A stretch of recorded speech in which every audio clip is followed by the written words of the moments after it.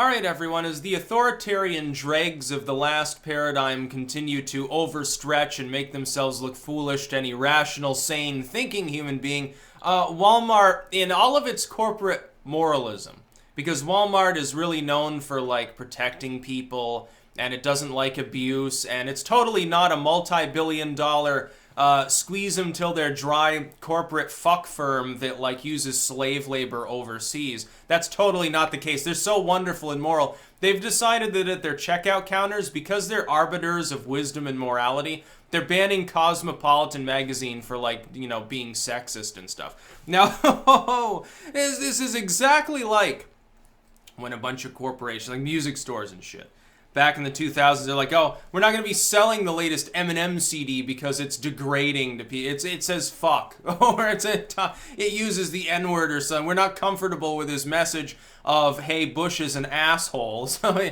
we think it's anti-American. We're not going to play the Dixie Chicks either. Like, we're banning her. We're going to burn their records outside of the store in a show of support for our glorious nation.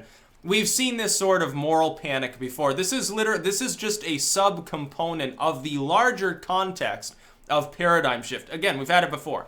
1980s, when you get D. Snyder stuff testifying before Congress saying, oh, yeah, you know, you shouldn't be banning and labeling our music, like, and then they label it anyway and their sales skyrocket because it's like, oh, this is what's cool. What Walmart has just done is give Cosmopolitan $500 million worth of free advertising, as well as the tacit support of people like me who don't give a fuck about Cosmopolitan.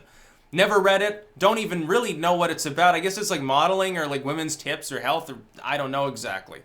But I don't think about Cosmopolitan on a regular basis. Walmart, though, has just caused a lot of people to do so.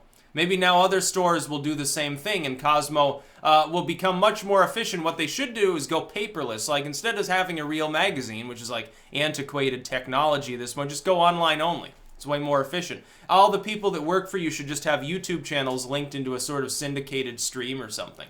You'd make more money, it'd be more interesting, and you'd have greater creative control. Fire your CEO and become like a syndicalist movement or something. I don't know, but yeah, you know, Cosmo is sexist. You know, this women's lingerie is sexist. You know, Sadiq Khan has made the same argument over in the UK. Oh, these swimsuit ads on London buses have got to go because they're so sexist. It's women will have a bad body image.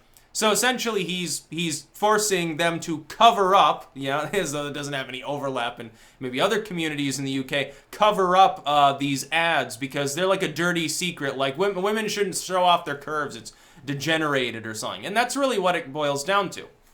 When this happens, whenever a company pretends to be moral and says, oh, we're doing something for some sort of benefit, the opposite is true, and it's projection. Walmart, what it really wants to do is you to go to Walmart and spend more money.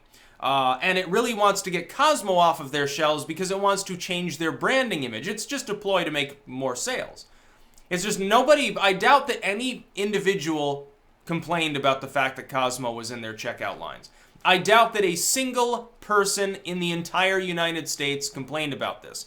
They've identified it on their own as a problem. Why would they do that? Some person at a board meeting during their last stock report or whatever said, oh, you know, you look at the paradigm shift. Because, you know, they have anthropologists who work for them who literally study these sorts of things, sociologists. Like anthropologists, a lot of them get hired by corporate firms to just look into the impact of what they do on people's sensitivities and on culture and things like that, to sort of guide them through their steps to make sure they maximize profit. It's quite effective. There's a reason they've been doing it for half a century. It's quite I'm sure Walmart has at least one certifiable anthropologist with a PhD working for them. Probably gets 10 times what some tenured professor at an Ivy League university would make too. That's the funny part. Like, you're talking Jordan Peterson levels of salary at that point. But no, Walmart had a board meeting.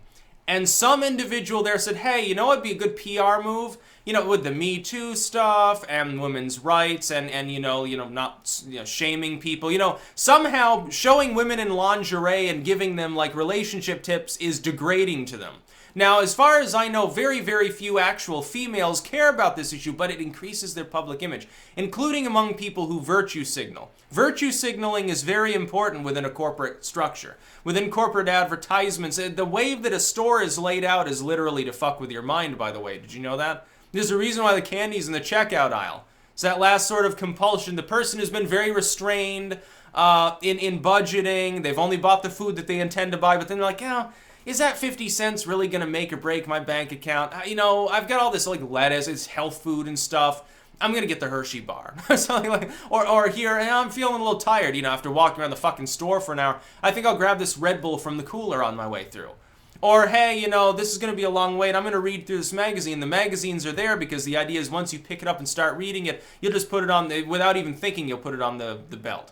That's exactly how it's structured. But the idea is literally nothing more than a campaign to get free publicity for Walmart, although Cosmo gets it too, ironically enough, while improving the image among people who primarily do not have a skin in the game and don't care about this or any other similar issue. That they do virtue signal about it. And they'll be the ones sharing on Facebook about how Walmart is so great because it banned this evil sexist magazine. That's exactly what'll happen. In our hyper-polarized climate, Cosmo's sort of the loser, because I can't imagine many people who will see this as a far-left thing, which it isn't. It's just authoritarianism. It's just corporatism. It has nothing to do with left-right politics, trust me. Neoliberal, which means neocon, they're the same thing. The sort of people who would have a problem with it if they identified this as like multicultural or this is third wave rad feminism or something, they're not going to buy Cosmo magazine. Most of them are male, number one. Most of the stuff in Cosmo is not exactly right-wing. It has nothing to do with politics. It's just mindless, vapid sort of, I guess, here's sex tips or whatever. Here's the latest fashion or whatever. So yeah, it's a lose for Cosmopolitan, although long term, Walmart is only doing, corporations don't do this unless they're under stress. Trust me, corporations want to maintain the status quo because it's more efficient. Rocking the boat is scary to people who run established companies. Number two, they get terrified at the idea of having to change it all. And number three, it's more money efficient. Changing things takes money and time.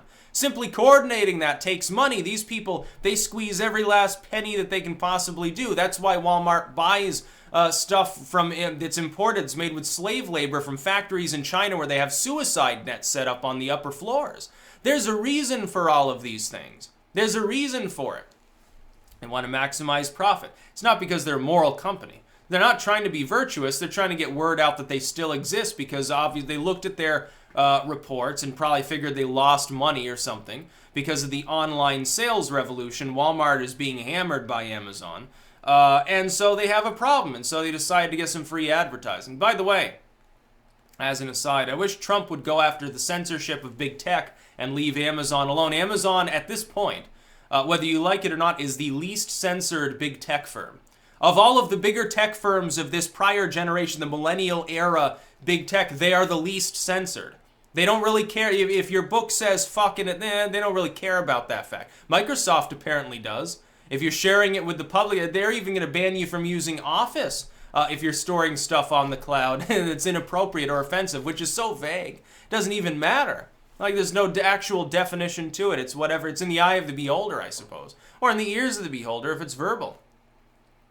But that's rather funny. No, Cosmo, they're not going to go out of business because Walmart's not selling their magazine, though. One of their competitors will just say, okay, we'll get Cosmo. Because, if people can't get it at Walmart, they're going to get it somewhere. Walmart as a corporate structure has had enough problems anyway. This isn't the reason why they're doing this. It's not because they're moral. They don't care about sexism or violence against women or anything. They're a corporation. Don't expect them to have a moral bone in their body. Corporatism is anathema to the concept of any subjective degree of morality. That's about all. Peace out.